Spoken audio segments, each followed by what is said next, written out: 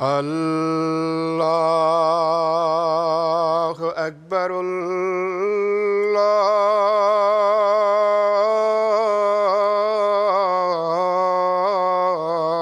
الله أكبر.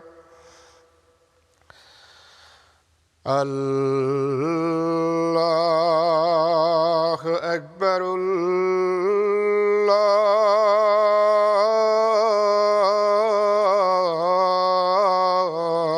الله أكبر.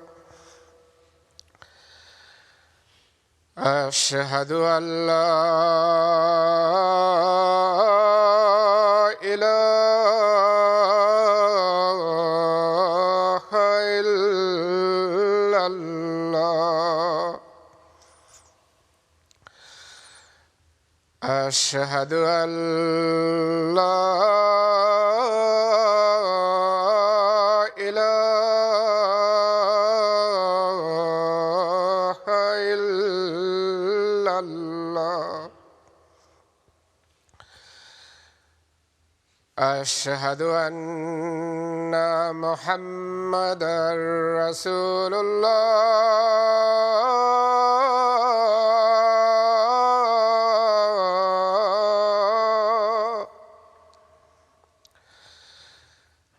أشهد أن محمدًا رسول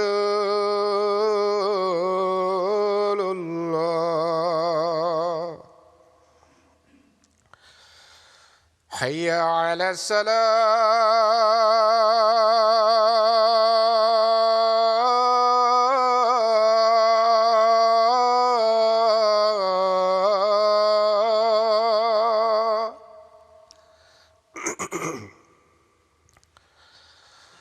حي على الصلاة.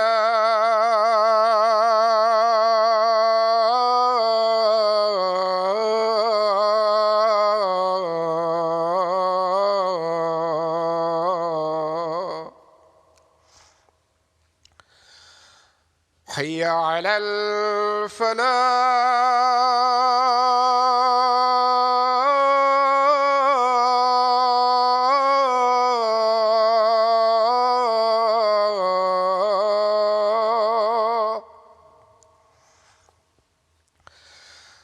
حي على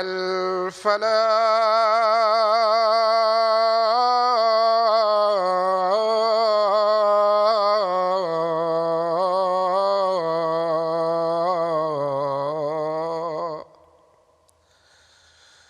الله أكبر.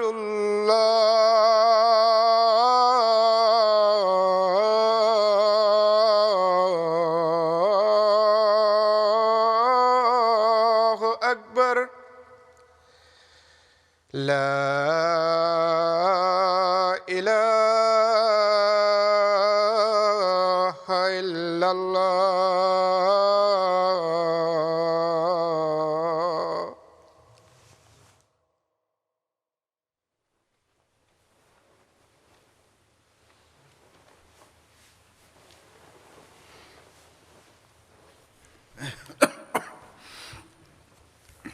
السلام علیکم ورحمۃ اللہ.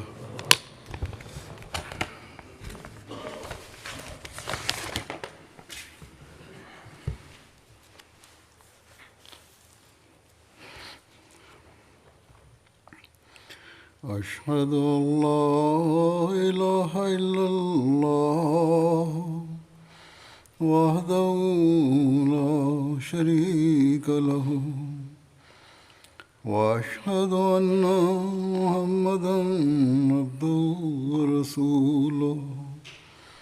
أما بعد فأعوذ بالله من الشيطان الرجيم. بسم الله الرحمن الرحيم. الحمد لله رب العالمين الرحمن الرحيم مالك يوم الدين. إياك نعبد وإياك نستعين.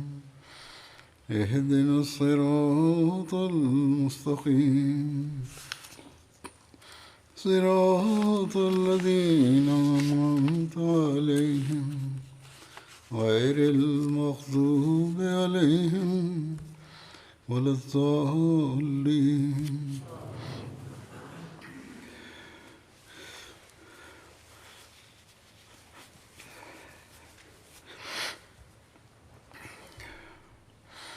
جیسا کہ میں نے گزشتہ خود میں بتایا تھا کہ بعض صحابہ کا ذکر کا کچھ حصہ رہ گیا ہے، وہ بیان کروں گا.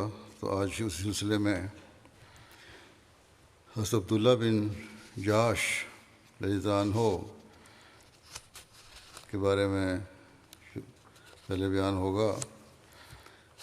آپ کا تعلق قبیلہ بنو اسد سے تھا، اور قبیلے کے متعلق بعض کہتے ہیں کہ آپ بنی عبد شمس کے حلیف تھے، جبکہ بعض کے نزدیک حرب بن امیہ کے حلیف تھے. حضرت عبداللہ بن جاش کے قد و قامت میں کے بارے میں آتا ہے کہ نہ دراز قد تھے نہ ہی پست قد تھے. آپ کے سر کے بال نہایت گھنے تھے. ایک مہم کے موقع پر آپ کو امیر مقرر کرتے ہوئے حضرت صلی اللہ علیہ وسلم نے جو ارشاد فرمایا وہ آپ کی سخت جانی، مستقل مزاجی اور بے خوفی کا اظہار کرتا ہے. حضرت سعد بن ابی وقاص کہتے ہیں کہ حضرت صلی اللہ علیہ وسلم نے فرمایا، میں تم پر ایک ایسے آدمی کو امیر مقرر کر کے بھیجوں گا جو اگرچہ تم سے زیادہ بہتر نہیں ہوگا، لیکن بھوک اور پیاس کی برداشت میں تم سے زیادہ مضبوط ہوگا. پھر کہتے ہیں کہ ہم لوگ حضرت عبداللہ بن جاش کی عمارت میں مکہ اور طائف کے درمیان وادی نخلا کی طرف گئے. اس مہم میں کامیابی کے بعد جو مال غنیمت ملا اس کے بارے میں لکھا ہے کہ اس سریے سے حاصل ہونے والے مال غنیمت کے متعلق بعض کا خیال ہے کہ یہ پہلا مال غنیمت ہے جس کو مسلمانوں نے حاصل کیا. حضرت عبداللہ بن جاش نے اس مال غنیمت کو 5 حصوں میں منقسم کر کے بقیہ 4 حصوں کو تقسیم کر دیا اور ایک کو بیت المال کے لیے رکھ لیا. یہ پہلا خمس تھا جو اسلام میں اس دن مقرر ہوا. امام شابی سے روایت ہے کہ اسلام میں سب سے پہلے جھنڈے کی ابتدا حضرت عبداللہ بن جاش نے کی.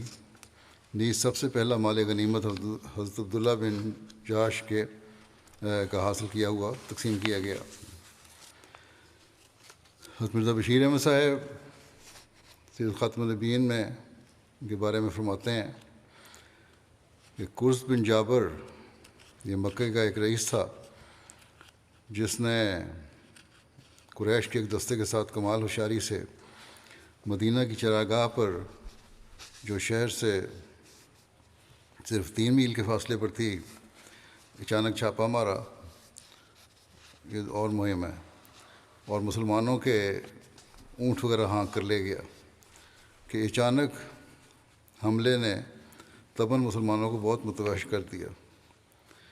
اور چونکہ رؤسائے قریش کی یہ دھمکی پہلے سے موجود تھی کہ ہم مدینے پر حملہ آور ہو کر مسلمانوں کو تباہ و برباد کر دیں گے، مسلمان سخت فکر مند ہوئے اور انہی خطرات کو دیکھ کر حضرت صلی اللہ علیہ وسلم نے ارادہ فرمایا کہ قریش کی حرکات و سکنات کا زیادہ قریب سے ہو کر علم حاصل کیا جاوے تاکہ اس کے متعلق ہر قسم کی ضروری اطلاع بر وقت میں میسر ہو جاوے اور مدینہ ہر قسم کے اچانک حملوں سے محفوظ رہے.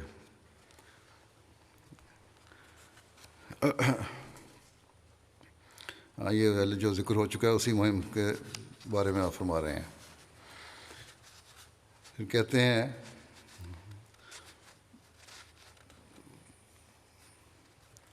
چنانچہ اس غرض سے آپ صلی اللہ علیہ وسلم نے 8 مہاجرین کی ایک پارٹی تیار کی اور مصلحتاً اس پارٹی میں ایسے آدمیوں کو رکھا جو قریش کے مختلف قبائل سے تعلق رکھتے تھے تاکہ قریش کے مخفی ارادوں کے متعلق خبر حاصل کرنے میں آسانی ہو. اور اس پارٹی پر آپ نے اپنی پھوپھی ذات بھائی عبداللہ بن جہش کو مقرر فرمایا، اور اس خیال سے کہ اس پارٹی کی غرض و غایت عامت المسلمین سے بھی مخفی رہے، آپ نے اس سریے کو روانہ کرتے ہوئے اس سریے کے امیر کو بھی یہ نہیں بتایا کہ تمہیں کہاں اور کس غرض سے بھیجا جا رہا ہے، بلکہ چلتے ہوئے اس کے ہاتھ میں ایک سر بمہر خط دے دیا اور فرمایا اس خط میں تمہارے لیے ہدایات درج ہیں۔ گو یہ حوالہ پہلے بیان ہو چکا ہے کچھ حد تک، لیکن حضرت مرزا بشیر احمد صاحب کے حوالے سے نہیں بیان ہوا تھا۔ بہرحال آپ لکھتے ہیں کہ جب تم مدینہ، آپ نے صلی اللہ علیہ وسلم نے فرمایا انہیں کہ جب تم مدینہ سے 2 دن کے سفر طے کر لو تو بھی پھر اس خط کو کھول کر اس کی ہدایات کے مطابق عمل درآمد کرنا۔ چنانچہ عبداللہ اور ان کے ساتھی اپنے آقا کے حکم کے متحد روانہ ہو گئے، اور جب 2 دن کا سفر طے کر چکے تو عبداللہ نے حضرت صلی اللہ علیہ وسلم کے فرمان کو کھول کر دیکھا تو اس میں یہ الفاظ درج تھے کہ تم مکے اور طائف کے درمیان وادی نخلہ میں جاؤ اور وہاں جا کر قریش کے حالات کا علم لو اور پھر ہمیں اطلاع لا کر دو۔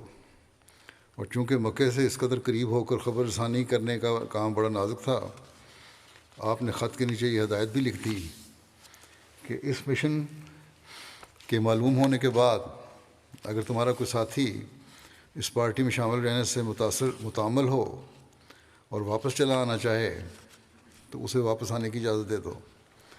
عبداللہ نے آپ کی ہدایت اپنے ساتھیوں کو سنا دی اور سب نے یک زبان ہو کر کہا کہ ہم بخوشی اس خدمت کے لیے حاضر ہیں۔ اس کے بعد یہ جماعت نخلے کی طرف روانہ ہوئی۔ راستے میں جب مقام بحران میں پہنچے تو سعد بن ابی وقاص اور عتبہ بن غزوان کا اونٹ کھو گیا، اور وہ اس کی تلاش کرتے کرتے اپنے ساتھیوں سے بچھڑ گئے، اور باوجود بہت تلاش کے انہیں نہ مل سکے، اور اب یہ پارٹی صرف 6 کس کی رہ گئی۔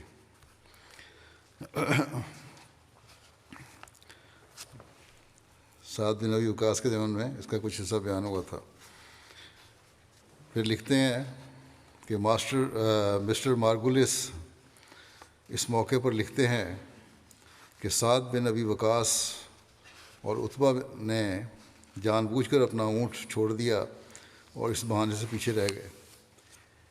آپ لکھتے ہیں کہ ان جانصاران اسلام پر جن کی زندگی کا ایک ایک واقعہ ان کی شجاعت اور فدائیت پر شاہد ہے، اور جن میں سے ایک غزوہ بیر معونہ میں کفار کے ہاتھوں شہید ہوا، اور دوسرا کئی خطرناک مارکوں میں نمایاں حصہ لے کر بالآخر عراق کا فاتح بنا۔ اس قسم کا شبہ کرنا، اور شبہ بھی محض اپنے من گھڑت خیالات کی بنا پر کرنا، مسٹر مارگولس ہی کا حصہ ہے۔ لکھتے ہیں کہ پھر لطف یہ ہے کہ مارگولس صاحب اپنی کتاب میں دعویٰ یہ کرتے ہیں کہ میں نے یہ کتاب ہر قسم کے تعصب سے پاک ہو کر لکھی ہے۔ بہرحال یہ جملہ مترجم تھا۔ لکھتے ہیں کہ مسلمانوں کی یہ چھوٹی سی جماعت نخلہ پہنچی اور اپنے کام میں مصروف ہو گئی، اور ان میں سے بعض نے اخفاء راز کے خیال سے اپنے سر کے بال منڈوا دیے تاکہ راہگیر وغیرہ ان کو عمرہ کے خیال سے آئے ہوئے لوگ سمجھ کر کسی قسم کا شبہ نہ کریں۔ لیکن ابھی ان کو وہاں پہنچے زیادہ عرصہ نہ گزرا تھا کہ اچانک وہاں قریش کا ایک چھوٹا سا قافلہ بھی آن پہنچا جو طائف سے مکہ کی طرف جا رہا تھا، اور ہر 2 جماعتیں ایک دوسرے کے سامنے ہو گئیں۔ مسلمانوں نے آپس میں مشورہ کیا کہ اب کیا کرنا چاہیے۔ حضرت صلی اللہ علیہ وسلم نے ان کو خفیہ خبر رسانی کے لیے بھیجا تھا، لیکن دوسری طرف قریش سے جنگ شروع ہو چکی تھی، اور اب دونوں حریف ایک دوسرے کے سامنے تھے، اور پھر طبعاً یہ اندیشہ بھی تھا کہ اب جو قریش کے ان قافلے والوں نے مسلمانوں کو دیکھ لیا ہے تو اس خبر رسانی کا راز بھی مخفی نہ رہ سکے گا۔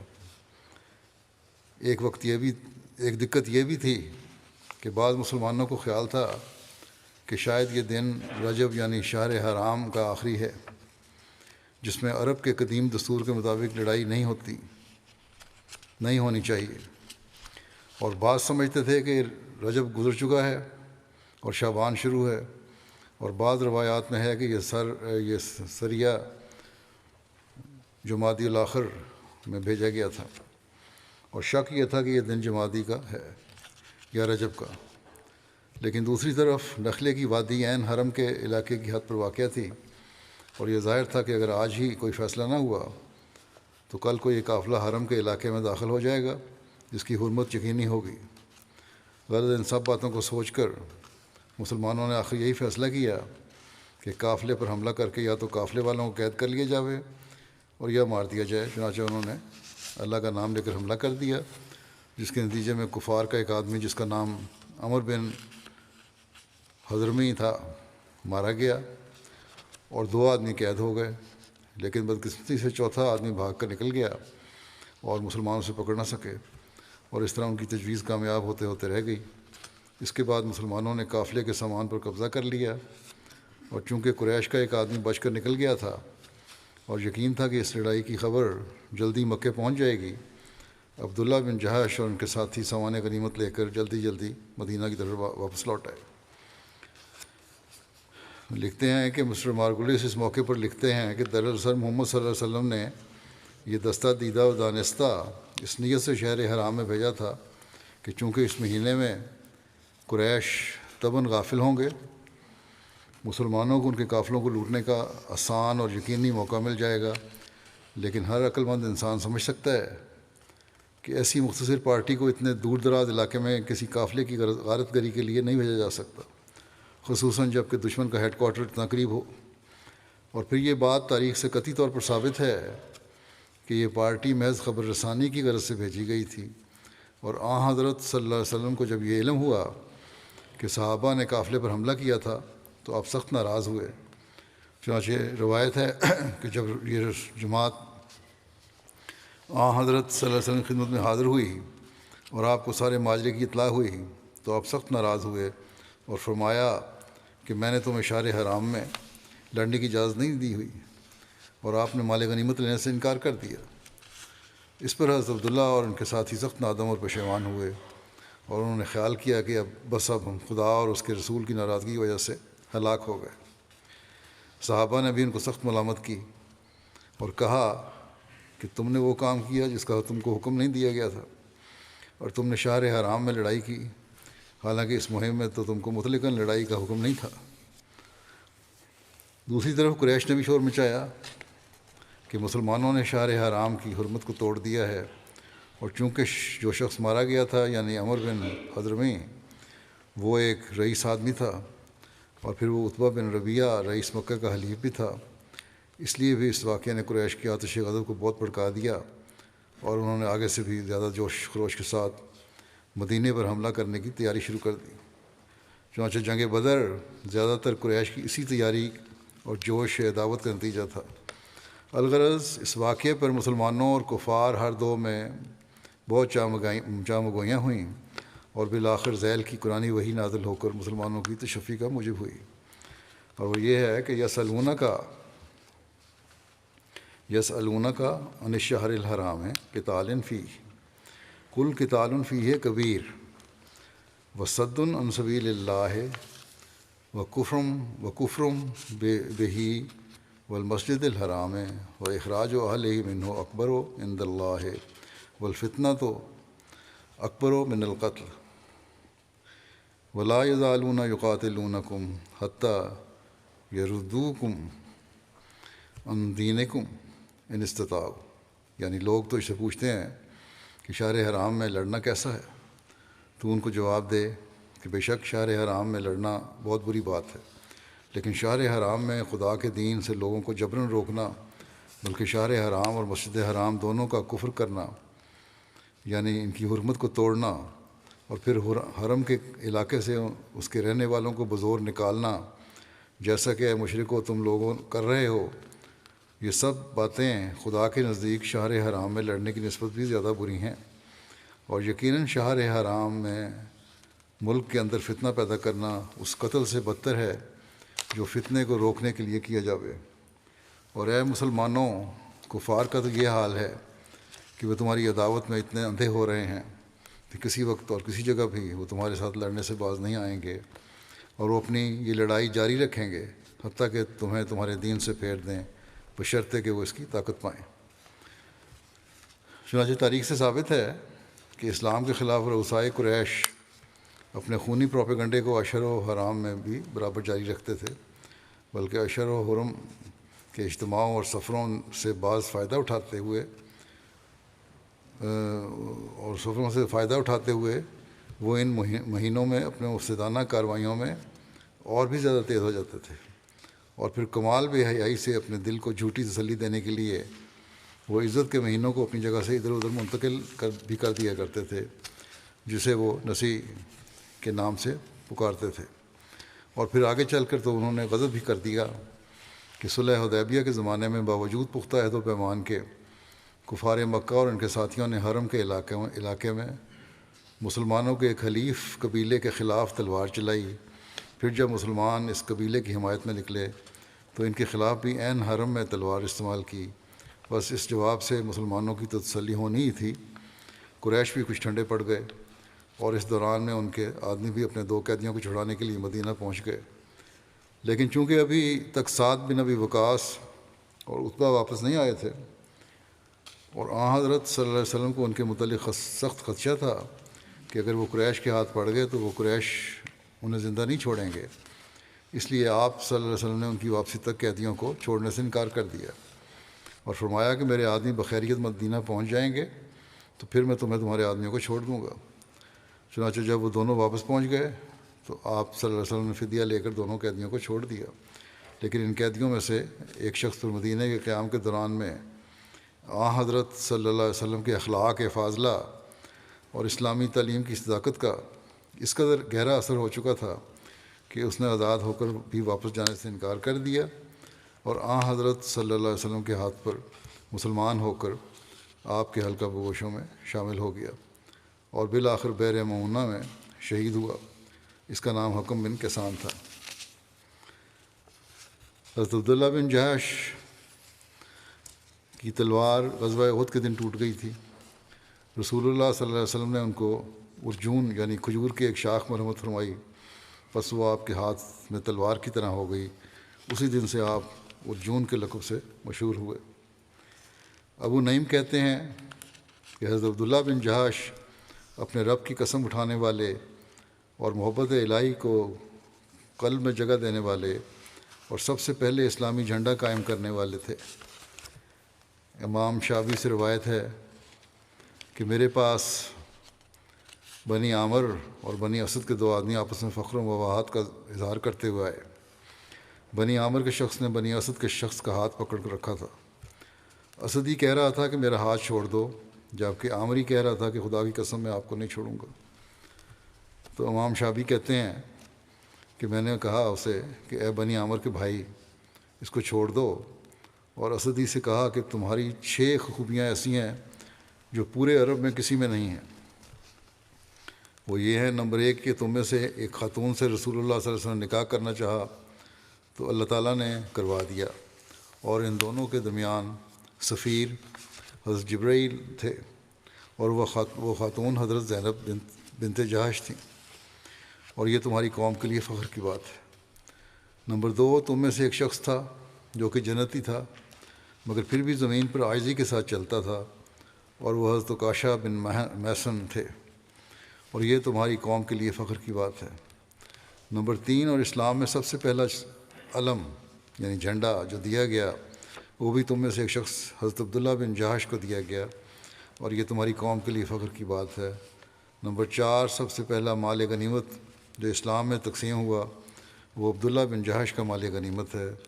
نمبر 5 اور بیت رضوان میں جس شخص نے سب سے پہلے بیعت کی وہ تمہاری قوم کا تھا، وہ رسول اللہ صلی اللہ علیہ وسلم حاضر ہوا اور عرض کیا، یا رسول اللہ صلی اللہ علیہ وسلم اپنا ہاتھ بڑھائیں تاکہ میں آپ کی بیعت کروں۔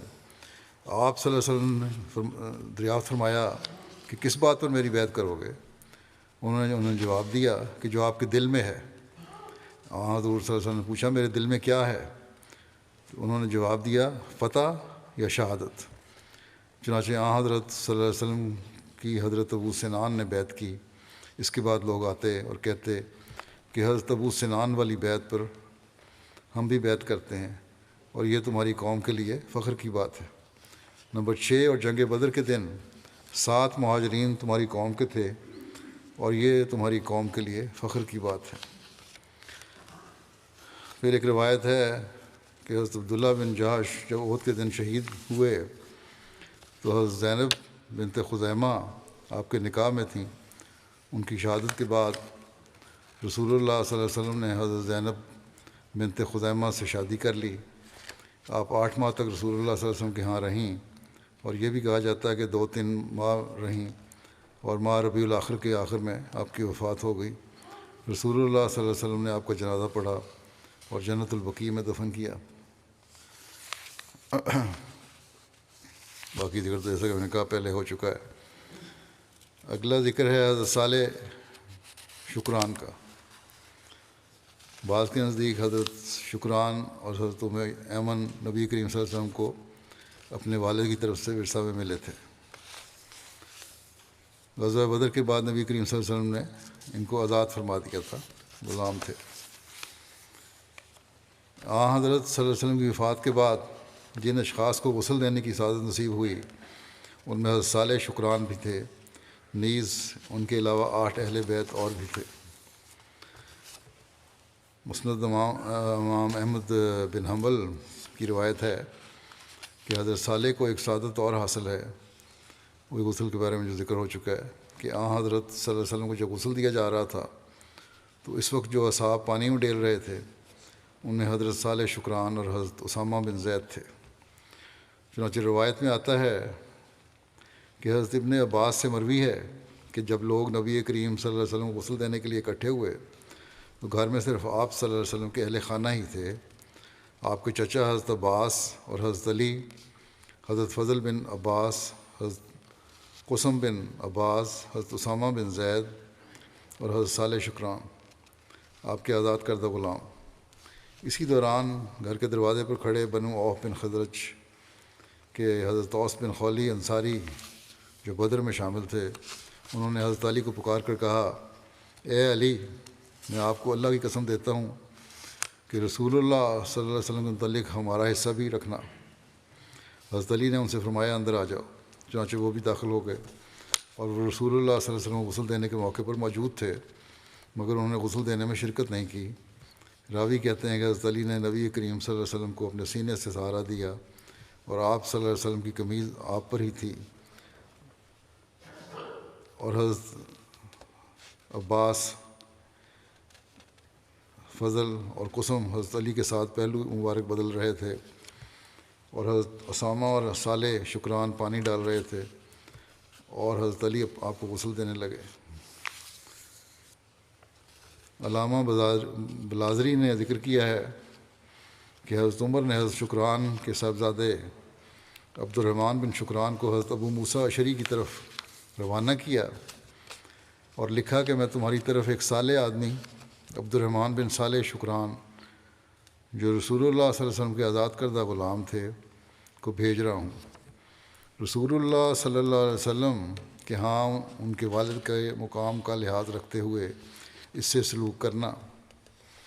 ایک روایت ہے کہ علامہ باوی کہتے ہیں کہ حضرت شکران نے مدینہ میں رہائش اختیار کی تھی اور آپ کا ایک گھر بصرے میں بھی تھا۔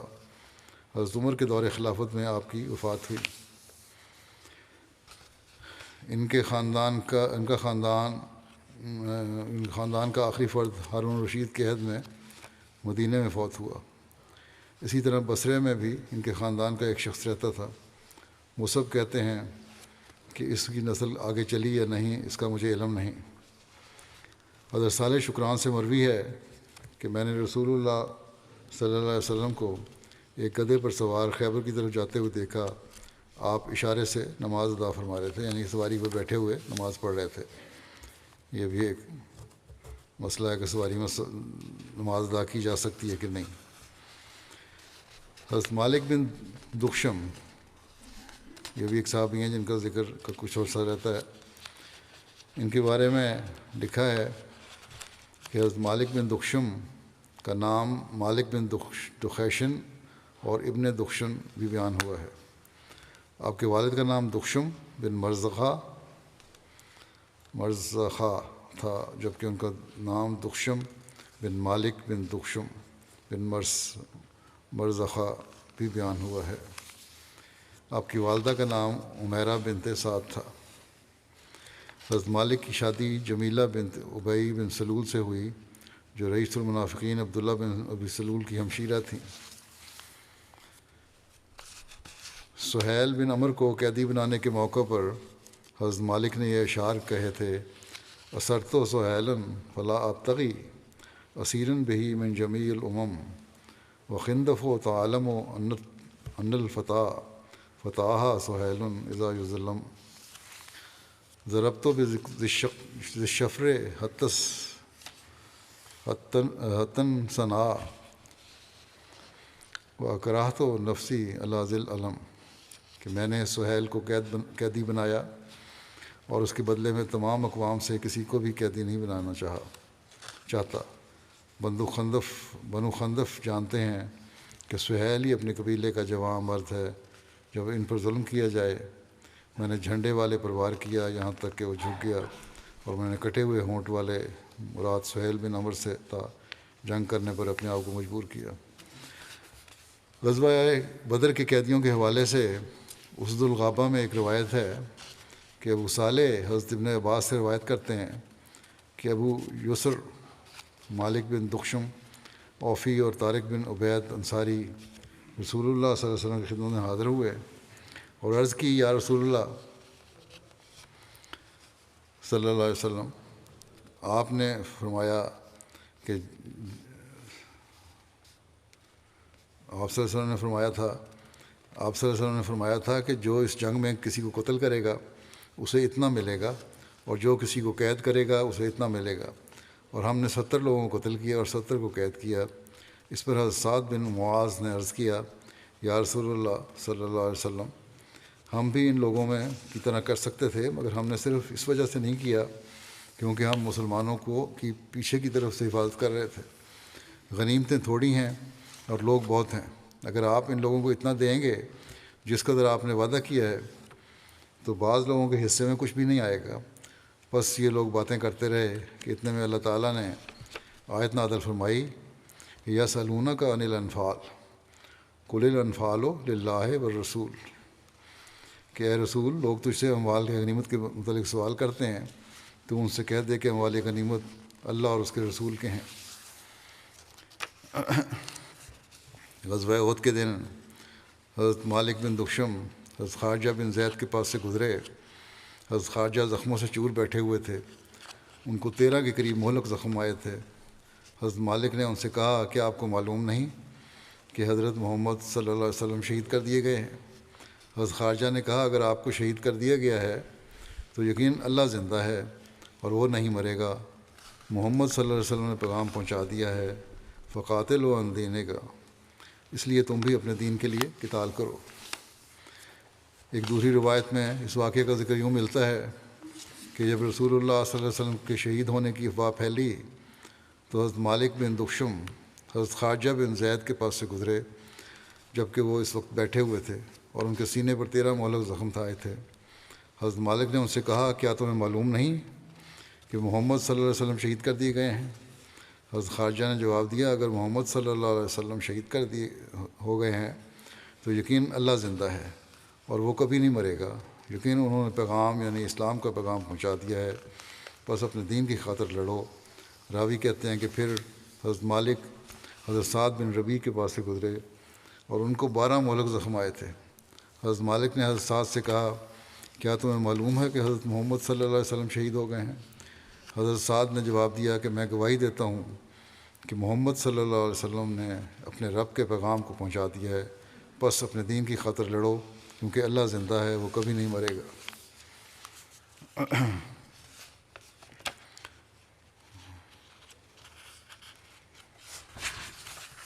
ایک روایت میں بیان ہے کہ کچھ لوگوں میں سے اکثر نے رسول اللہ صلی اللہ علیہ وسلم کی خدمت میں عرض کیا کہ وہ یعنی حضرت مالک بن دخشم منافقین کی پناہ گاہ ہیں۔ اس پر رسول اللہ صلی اللہ علیہ وسلم نے فرمایا: کیا وہ نماز نہیں پڑھتا؟ تم کہتے منافق ہے تو وہ نماز نہیں پڑھتا؟ لوگوں نے عرض کیا: جی رسول اللہ، یا رسول اللہ، نماز تو پڑھتا ہے، مگر وہ ایسی نماز ہے جس میں کوئی خیر نہیں ہے۔ اس پر رسول اللہ صلی اللہ علیہ وسلم نے 2 مرتبہ فرمایا: مجھے نماز پڑھنے والوں کے قتل سے منع کیا گیا ہے۔ یہ آج کل کے مسلمانوں کے لیے بھی سبق ہے۔ ایک روایت کے مطابق رسول اللہ صلی اللہ علیہ وسلم نے حضرت مالک بن دخشم کے ساتھ حضرت مان بن عدی کہ بھائی حضرت عاصم بن عدی کو مسجد ضرار کے منہدم کرنے کے لیے روانہ فرمایا تھا۔ حضرت مالک کے بارے میں آتا ہے کہ نسل نہیں چلے گی۔ پھر ذکر ہے حضرت عکاشہ بن محسن کا کچھ تھوڑا سا۔ ان کا نام عکاشہ تھا، محسن بن حرسان بلدیت تھی، ابو محسن ان کی کنیت تھی۔ حضرت ابو بکر رضی اللہ عنہ کے دور میں 12 ہجری میں ان کی شہادت ہوئی۔ امام شابی نے عکاشہ کی تعریف ان الفاظ میں کی ہے کہ ایک شخص تھا جو کہ جنتی تھا، مگر پھر بھی زمین پر عاجزی کے ساتھ چلتا تھا، اور وہ عکاشہ بن محسن تھے۔ 2 ہجری میں غزوہ بدر کے فوراً بعد رسول اللہ صلی اللہ علیہ وسلم نے حضرت عبداللہ بن جہش کو ایک مہم پر روانہ فرمایا۔ اس سریہ میں حضرت عکاشہ بن محسن بھی شامل تھے۔ سیرت حلبیہ میں ہے کہ غزوہ احد کے موقع پر حضرت صلی اللہ علیہ وسلم مسلسل اپنے کمان سے تیر اندازی فرماتے رہے، جس کا نام کتوم تھا، کیونکہ اس سے تیر اندازی کے وقت کوئی آواز نہیں پیدا ہوتی تھی۔ آخر مسلسل تیر اندازی کی وجہ سے اس کمان کا ایک حصہ ٹوٹ گیا۔ ایک روایت میں یوں ہے کہ یہاں تک کہ آپ کی اس کمان کا ایک سرا ٹوٹ گیا جس میں تانت باندھی جاتی ہے۔ غرض مسلسل تیر چلانے سے وہ کمان ٹوٹ گئی۔ آپ کے ہاتھ میں کمان کی بالشت بھر ڈوری باقی رہ گئی۔ حضرت عکاشہ بن محسن نے کمان کی ڈوری باندھنے کے لیے وہ آپ سے لی، مگر وہ ڈور چھوٹی پڑ گئی، اور انہوں نے آپ سے عرض کیا، یا رسول اللہ، یہ ڈور چھوٹی پڑ گئی ہے۔ آپ نے فرمایا، اسے کھینچو، پوری ہو جائے گی۔ حضرت عکاشہ کہتے ہیں کہ اس ذات کی قسم جس نے حضرت صلی اللہ علیہ وسلم کو حق دے کر بھیجا ہے، میں نے ڈور کھینچی تو وہ کھینچ کر اتنی لمبی ہو گئی کہ میں نے اسے کمان کے سر پر دو تین بل بھی دیے اور اطمینان سے اس کو باندھ دیا۔ ایک روایت ہے کہ 6 ہجری میں عیینہ بن حصن نے غطفان کے گھڑ سواروں کے ساتھ غابہ میں نبی صلی اللہ علیہ وسلم کی دودھ دینے والی اونٹنیوں پر حملہ کیا۔ یہاں رسول اللہ صلی اللہ علیہ وسلم کے اونٹ چرا کرتے تھے،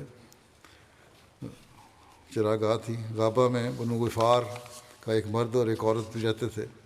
انہوں نے مرد کو قتل کر دیا دشمنوں نے حملہ کر کے، اور عورت کو اونٹنیوں کے ساتھ لے گئے۔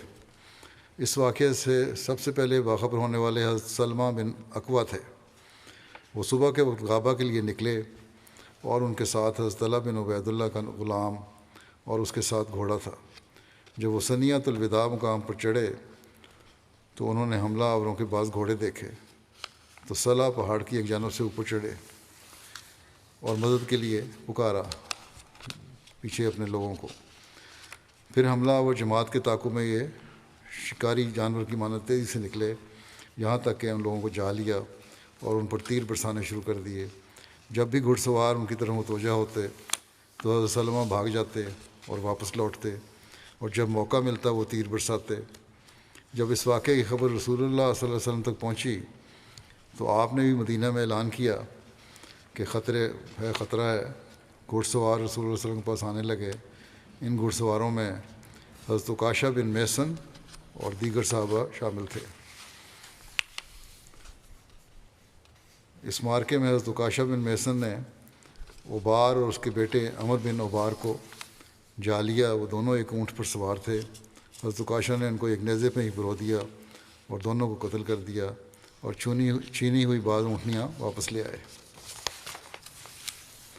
پھر ذکر ہے حضرت خارجہ بن زید کا، جن کی کنیت ابو زید تھی۔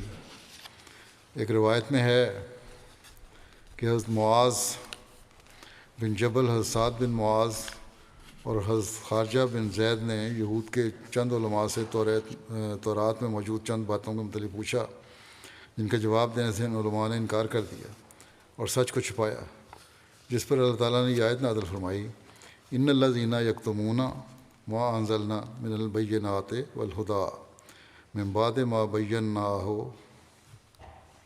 للناس فی الکتاب اولئک یلعنہم اللہ ویلعنہم اللائنون۔ یقیناً وہ لوگ جو اسے چھپاتے ہیں جو ہم نے واضح نشانات اور کامل ہدایت میں سے نازل کیا ہے، اس کے بعد بھی کہ ہم نے کتاب میں اس کو لوگوں کے لیے خوب کھول کر بیان کر دیا تھا، یہی ہیں وہ جن پر اللہ لعنت کرتا ہے، اور اس پر سب لعنت کرنے والے بھی لعنت کرتے ہیں۔ پھر حضرت زیاد بن لبید کا ذکر ہے، جن کی کنیت ابو عبداللہ تھی۔ ان کا تعلق انصار کے قبیلہ خزرج کی شاخ بنو بیاضہ بن عامر سے تھا۔ آپ کی نسل مدینہ اور بغداد میں مقیم تھی۔ ان کے بارے میں لکھا ہے، ضحاک بن نعمان بیان کرتے ہیں کہ مسروق بن وائل رسول اللہ صلی اللہ علیہ وسلم کے پاس وادی عقیق سے مدینہ آئے۔ عقیق عرب میں کئی وادیوں، کانوں اور دوسری جگہوں کا نام عقیق ہے۔ سب سے مشہور وہ وادی عقیق ہے جو مدینہ کے عین مغرب سے گزرتی ہے۔ بہرحال نبی کریم صلی اللہ علیہ وسلم کے زمانے میں مدینہ سے مکہ جانے والی سڑک پر اسی عقیق سے مدینہ سے مکہ جانے والی سڑک اسی عقیق سے ہوتی ہوئی ذوالحلیفہ پہنچتی تھی۔ آج کل کا راستہ بھی یہی ہے، لکھتے ہیں لکھنے والے، اور اسلام قبول کیا اور اسلام پر بندگی سے قائم رہے۔ آپ نے عرض کیا، یا رسول اللہ صلی اللہ علیہ وسلم، میں چاہتا ہوں کہ آپ میری قوم میں ایک ایسے آدمی کو بھیجیں جو انہیں اسلام کی طرف بلائے۔ چنانچہ آپ صلی اللہ علیہ وسلم نے ان کی طرف حضرت زیاد بن لبید انصاری کو بھیجا۔ حضرت زیاد 41 ہجری میں حضرت معاویہ کے دور حکومت کے شروع میں فوت ہوئے۔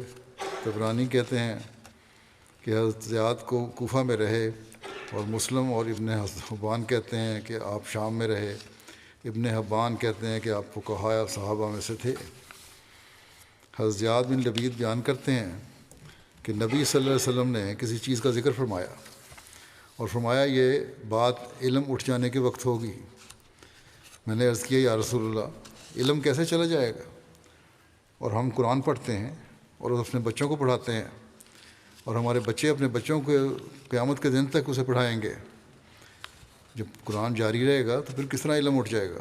اس پر آپ صلی اللہ علیہ وسلم نے فرمایا، اللہ تیرا بھلا کرے اے زیاد، میں تمہیں مدینہ کے سب سے زیادہ سمجھدار لوگوں میں سے سمجھتا تھا۔ کیا یہ یہود اور نصارہ تورات اور انجیل نہیں پڑھتے؟ جو ان دونوں میں سے ہے اس کی کسی بات پر عمل نہیں کرتے۔ علم اصول اٹھ جائے گا۔ یہ قرآن پڑھیں گے تو صحیح، لیکن عمل نہیں کریں گے مسلمان، اور یہی کچھ ہم دیکھ رہے ہیں آج کل۔ پھر یزید بن عبداللہ بن قسید سے روایت ہے کہ حضرت ابوبکر صدیق نے اکرمہ بن ابو جہل کو 500 مسلمانوں کے ساتھ حضرت زیاد بن لبید اور حضرت مہاجر بن ابی امیہ کی مدد کے لیے بھیجا۔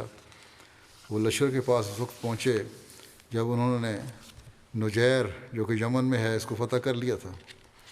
پھر حضرت زیاد بن لبید نے ان کو مال غنیمت میں سے حصہ دیا۔ فتح کے بعد یہ قافلہ پہنچا تھا۔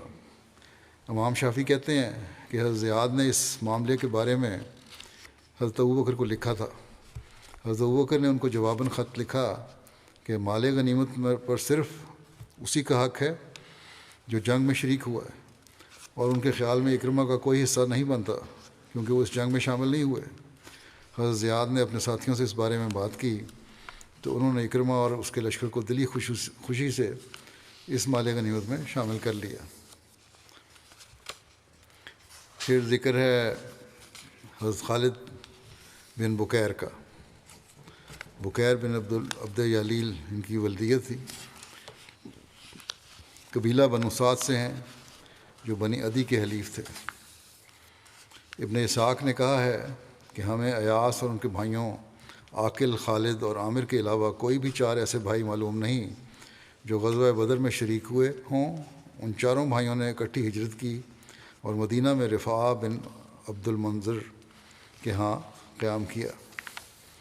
ابن اسحاق کہتے ہیں کہ جنگ احد کے بعد قبائل ازل اور کارا کے چند لوگ حضرت صلی اللہ علیہ وسلم خدمت میں حاضر ہوئے اور عرض کیا، یا رسول اللہ صلی اللہ علیہ وسلم، ہم میں اسلام کی رغبت ہو رہی ہے، آپ ہمارے ساتھ اپنے اصحاب میں سے چند لوگ روانہ فرمائیں تاکہ وہ ہماری قوم کو دین کی تعلیم دیں اور قرآن پڑھائیں۔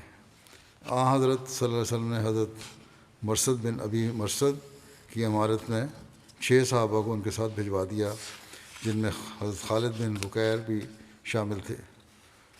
ان کو ان لوگوں نے بعد میں دھوکے سے شہید بھی کر دیا تھا جو لے کے گئے تھے دین سیکھنے کے لیے. پھر حضرت عمار بن یاسر کا ذکر ہے.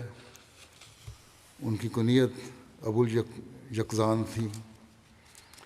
ان کے بارے میں حضرت مسلم موعود نے لکھا ہے تاریخ سے کتابوں سے اخذ کر کے کہ ایک دفعہ رسول کریم صلی اللہ علیہ وسلم عمار نامی غلام کے پاس سے گزرے تو دیکھا کہ وہ سسکیاں لے رہے تھے اور آنکھیں پونچھ رہے تھے. آپ نے پوچھا عمار کیا معاملہ ہے؟ عمار نے کہا اے اللہ کے رسول بہت ہی برا ہے. وہ مجھے مارتے گئے یعنی دشمن مارتے گئے اور دکھ دیتے گئے اور اس وقت تک نہیں چھوڑا جب تک میرے منہ سے آپ کے خلاف اور دیوتاؤں کی تائید میں کلمات نہیں نکلوا لیے. رسول کریم صلی اللہ علیہ وسلم نے پوچھا لیکن تم نے اپنے دل میں کیا محسوس کرتے تھے؟ تم اپنے دل میں کیا محسوس کرتے تھے؟ عمار نے کہا کہ دل میں تو ایک غیر متزلزل ایمان محسوس کرتا تھا.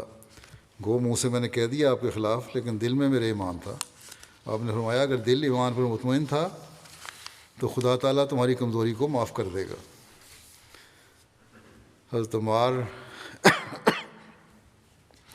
بن یاسر نے ہجرت حبشہ کے بارے میں ہجرت کے بارے میں اختلاف ہے کی ہجرت حبشہ کے بارے میں اختلاف ہے. بعض کا خیال ہے کہ آپ ہجرت حبشہ ثانیہ میں شریک تھے.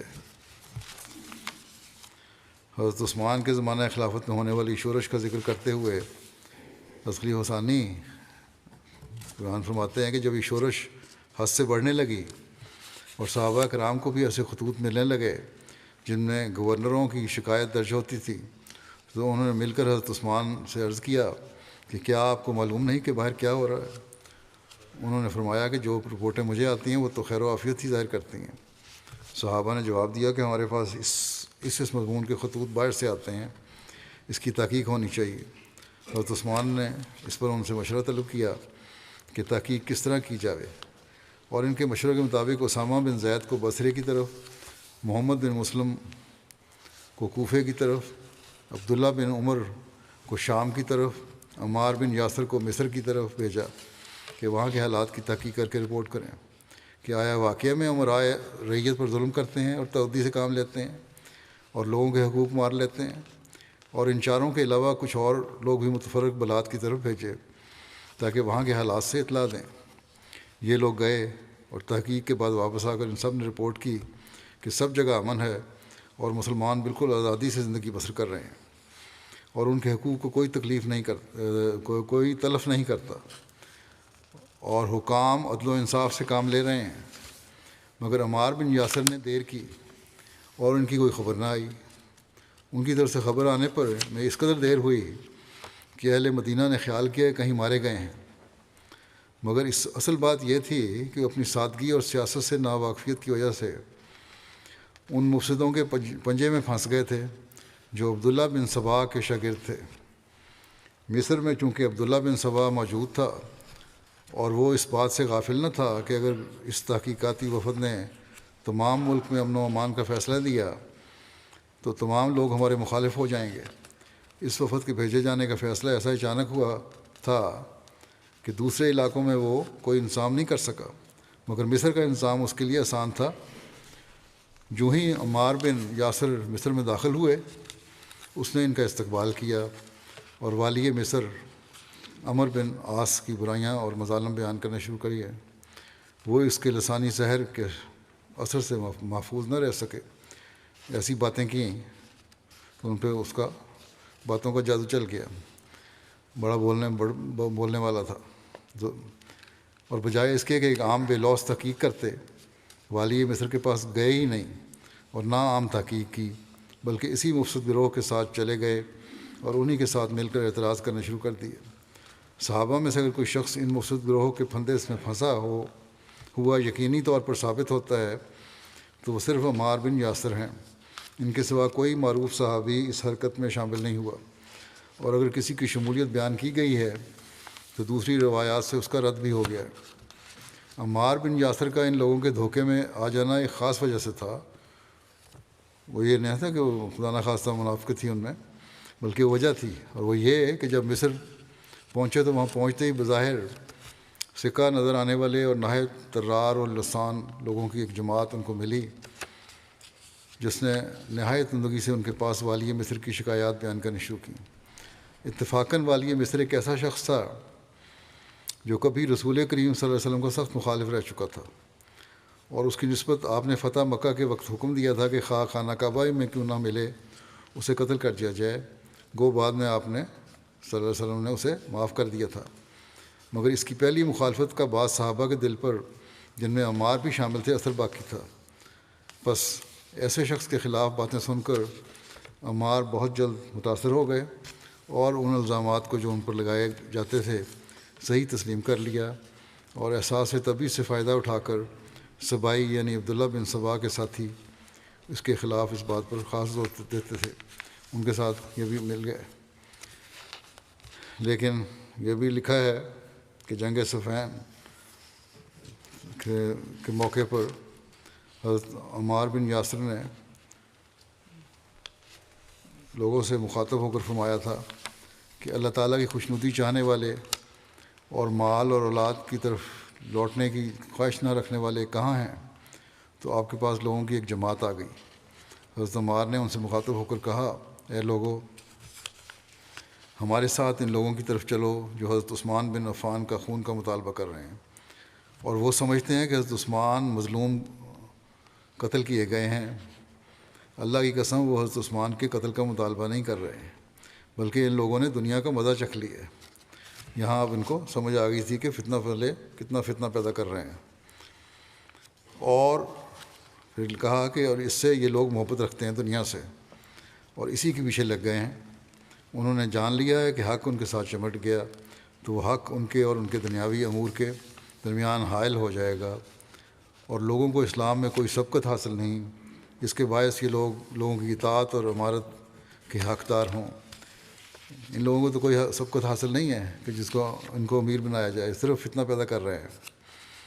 ان لوگوں نے اپنے متبعین کو یہ کہہ کر دھوکہ دیا کہ ہمارے امام مظلوم قتل کر دیے گئے ہیں تاکہ یہ جابر بادشاہ بن جائیں، اور یہ ایسی چال ہے جس کے ذریعے وہ اس حد تک پہنچ گئے ہیں جیسا کہ تم دیکھ رہے ہو۔ اگر یہ لوگ حضرت عثمان کے قصاص کا مطالبہ نہ کرتے تو لوگوں میں سے 2 افراد بھی ان کی اتباع نہیں کرتے تھے۔ پھر آپ نے کہا کہ اے اللہ، اگر تو ہماری مدد فرمائے جیسا کہ تو کئی مرتبہ مدد فرما چکا ہے، اور اگر تو ان کے مقصد میں کامیاب کرے تو ان کے لیے اس وجہ سے کہ انہوں نے تیرے بندوں میں نئی باتیں پیدا کر دی ہیں، ایک دردناک عذاب جمع رکھ۔ محمد بن عمر وغیرہ سے مروی ہے کہ جنگ صفین میں خوب زور جنگ ہو رہی تھی، اور قریب تھا کہ دونوں فریق فنا ہو جائیں۔ معاویہ نے کہا، یہ وہ دن ہے کہ جس میں عرب فنا ہو جائیں گے، سوائے اس کے کہ انہیں اس غلام یعنی عمار بن یاسر کی کمزوری پہنچے، یعنی حضرت عمار شہید کر دیے جائیں۔ 3 دن اور رات شدید جنگ رہی۔ تیسرا دن ہوا تو حضرت عمار نے ہاشم بن عتبہ بن نبی وقاص سے، جن کے پاس اس روز جھنڈا تھا، کہا، میرے ماں باپ تم پر فدا ہوں، مجھے ساتھ لے چلو۔ ہاشم نے کہا، اے عمار، آپ پر خدا کی رحمت ہو، آپ ایسے آدمی ہیں کہ جنگ آپ کے ہلکا اور خفیف سمجھتی ہے۔ میں تو جھنڈا اس امید پر لے کر چلوں گا کہ اس کے ذریعے سے میں اپنے مراد کو پہنچ جاؤں۔ اگر میں کمزوری دکھاؤں گا پھر بھی موت سے امن میں نہیں ہوں۔ وہ برابر ان کے ساتھ رہے یہاں تک کہ انہوں نے سوار کیا، اپنے ساتھ سوار کر لیا۔ پھر عمار اپنے لشکر میں کھڑے ہوئے، ذوالقلع اپنے لشکر کے ساتھ ان کے مقابلے پر کھڑا ہوا۔ ان دونوں نے آپس میں جنگ کی اور قتل ہوئے، دونوں لشکر برباد ہو گئے۔ حضرت عمار پر ہوائی سکی اور ابو غادیہ مزنی نے حملہ کیا اور ان دونوں نے آپ کو شہید کر دیا۔ ابو الغادیہ سے پوچھا گیا تو انہوں نے قتل کیسے کیا؟ اس نے کہا کہ جب وہ اپنے لشکر کے ساتھ ہمارے قریب ہوئے اور ہم ان کے قریب ہوئے تو انہوں نے پکارا کہ کوئی مقابلہ کرنے والا ہے۔ سکاسک یمن کا ایک قبیلے کا نام ہے، اس میں سے ایک شخص نکل کر آیا، دونوں نے ایک دوسرے پر تلوار چلائی، پھر حضرت عمار نے سکسکی کو قتل کر دیا۔ پھر انہوں نے پکارا کہ اب کون مقابلہ کرنا چاہتا ہے؟ ہمیر یمن کے ایک قبیلہ کا نام، اس میں سے بھی ایک شخص مقابلے کے لیے گیا۔ دونوں نے ایک دوسرے پر تلوار چلائی۔ عمار نے حمجری کو قتل کر دیا، حمجری نے ان کو زخمی کر دیا تھا۔ پھر انہوں نے پکارا کہ اور کون مقابلہ کرنا چاہتا ہے؟ میں ان کی طرف نکلا، یہ کہتا ہے غلام، اور ہم دونوں نے ایک دوسرے پر تلوار چلائی۔ ان کا ہاتھ کمزور ہو چکا تھا، میں نے ان پر خوب زور سے دوسرا وار کیا جس سے وہ گر پڑے۔ پھر میں نے ان پر تلوار سے ایسی طرف لگائی کہ وہ ٹھنڈے ہو گئے۔ راوی کہتے ہیں کہ جب حضرت عمار کو شہید کیا گیا تو حضرت علی نے فرمایا کہ مسلمانوں میں سے جو شخص حضرت عمار بن یاسر کی شہادت کو غیر معمولی خیال نہیں کرتا اور اس سے رنج نہیں، وہ ضرور غیر ہدایت یافتہ ہے۔ عمار پر اللہ تعالیٰ کی رحمت ہو جس دن وہ اسلام لائے، اور اللہ عمار پر رحم کرے۔ جب 4 اصحاب رسول صلی اللہ علیہ وسلم کا ذکر کیا جاتا تھا تو یہ چوتھے ہوتے تھے، اور 5 کے ذکر میں یہ 5ویں ہوتے تھے۔ رسول اللہ صلی اللہ علیہ وسلم کے قدیم سے اصحاب میں سے تھے، کسی ایک یا 2 کو بھی اس میں شک نہ تھا کہ عمار کے لیے بہت سے موقعوں پر جنت واجب ہوئی۔ پس عمار کا جنت مبارک ہو۔ اور ان کے بارے میں کہا گیا ہے کہ عمار حق کے ساتھ اور حق عمار کے ساتھ ہے۔ عمار جہاں کہیں بھی جائیں گے حق کے ساتھ ہی جائیں گے، اور عمار کا قاتل آگ میں ہے۔ سعید بن عبد الرحمن اپنے باپ سے روایت کرتے ہیں کہ ایک شخص حضرت عمر بن خطاب کے پاس آیا اور کہنے لگا کہ جنوبی ہوں اور مجھے پانی نہیں ملا۔ تو حضرت عمار بن یاسر نے حضرت عمر بن خطاب سے کہا کہ آپ کو یاد نہیں کہ ہم یعنی میں اور آپ ایک سفر میں تھے؟ آپ نے تو نماز نہ پڑھی اور میں نے تو مٹی میں جانوروں کی طرح لوٹا اور نماز پڑھ لی۔ گویا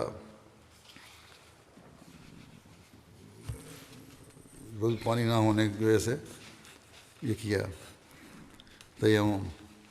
میں نے نبی صلی اللہ علیہ وسلم کے پاس اس کا ذکر کیا تو نبی صلی اللہ علیہ وسلم نے فرمایا تم کو صرف اس طرح کافی تھا، اور آپ نے اپنے دونوں ہاتھ زمین پر مارے، پھر ان پر پھونکا اور اپنے منہ اور دونوں ہاتھوں کا مسح کیا۔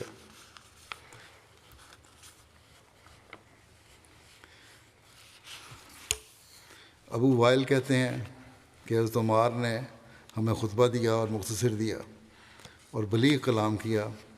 جب وہ ممبر سے نیچے اترے تو ہم نے کہا اے ابو یقظان، آپ نے بہت بلیغ کلام کیا ہے لیکن مختصر کیا ہے، آپ نے اسے لمبا کیوں نہ کیا؟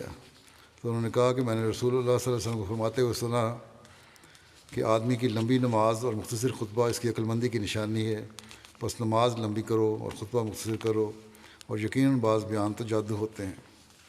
حسان بن بلال کہتے ہیں کہ میں نے عمار بن یاسر رضی اللہ عنہما کو دیکھا کہ انہوں نے وضو کیا تو اپنی داڑھی میں خلال کیا، یعنی انگلیاں داڑھی پہ پھیریں۔ ان سے کہا گیا کہ یا راوی کہتے ہیں کہ میں نے ان سے کہا کیا آپ اپنی داڑھی کا خلال کر رہے ہیں؟ تو انہوں نے جواب دیا کہ میں داڑھی کا خلال کیوں نہ کروں جبکہ میں نے رسول اللہ صلی اللہ علیہ وسلم کو داڑھی کا خلال کرتے دیکھا ہے۔ عمر بن غالب سے روایت ہے کہ ایک شخص نے عمار بن یاسر رضی اللہ عنہ کے پاس عائشہ رضی اللہ عنہا کی عیب جوئی کی تو انہوں نے کہا تو ہٹ مردود بدتر، کیا تو رسول اللہ صلی اللہ علیہ وسلم کی محبوب بیوی کو اذیت پہنچا رہا ہے؟ تو یہ تھے کچھ ذکر، باقی جو رہ گئے انشاءاللہ آئندہ ہوں گے۔ ایک افسوسناک خبر بھی ہے، بورکینا فاسو میں ہمارے 9 احمدی شہید کر دیے گئے پرسوں، بڑا افسوسناک واقعہ ہے، انا للہ و انا الیہ راجعون۔ ان کے اور بڑے ظالمانہ طریقے سے ان کو شہید کیا گیا، لیکن ان کے ایمان کا امتحان بھی تھا اور جس پر وہ ثابت قدم رہے، یہ نہیں کہ اللہ تعالیٰ فائرنگ کر کے، بلکہ ہر ایک کو بلا کے شہید کیا ہے۔ لیکن بہرحال اس کی تفصیلات کچھ آئی ہیں کچھ آ رہی ہیں، اس لیے انشاءاللہ تفصیلی ذکر میں اگلے جمعے میں ان کا کروں گا۔ اللہ تعالیٰ ان سے رحم کا سلوک فرمائے، درجات بلند کرے ان سب کے۔ دعا بھی کرتے رہے۔ وہاں کے حالات ابھی بھی جو دہشت گرد جو آئے تھے وہ دھمکی دے کے گئے ہیں کہ اگر دوبارہ مسجد کھولی تو ہم دوبارہ آئیں گے، حملہ کریں گے۔ اللہ تعالیٰ وہاں کے احمدیوں کو ان کے شر سے محفوظ رکھے۔ بہرحال تفصیلی ذکر انشاءاللہ تعالیٰ آئندہ ہفتے کروں گا.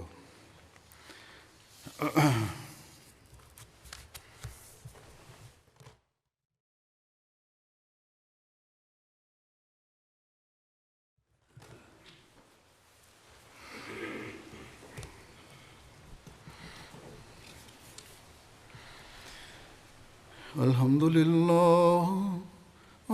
لله نحمده ونستعينه ونستغفره ونؤمن به ونتوكل عليه ونعوذ بالله من شرور أنفسنا ومن سيئات أعمالنا من يهده الله فلا مضل له ومن يضلل فلا هادي له ونشهد أن لا إله إلا الله ونشهد أن محمدا عبده ورسوله. عباد الله رحمكم الله إن الله يأمر بالعدل والإحسان وإيتاء ذي القربى وينهى عن الفحشاء والمنكر والبغي يعظكم لعلكم تذكرون. اذكروا الله يذكركم وادعوه يستجب لكم ولذكر الله أكبر.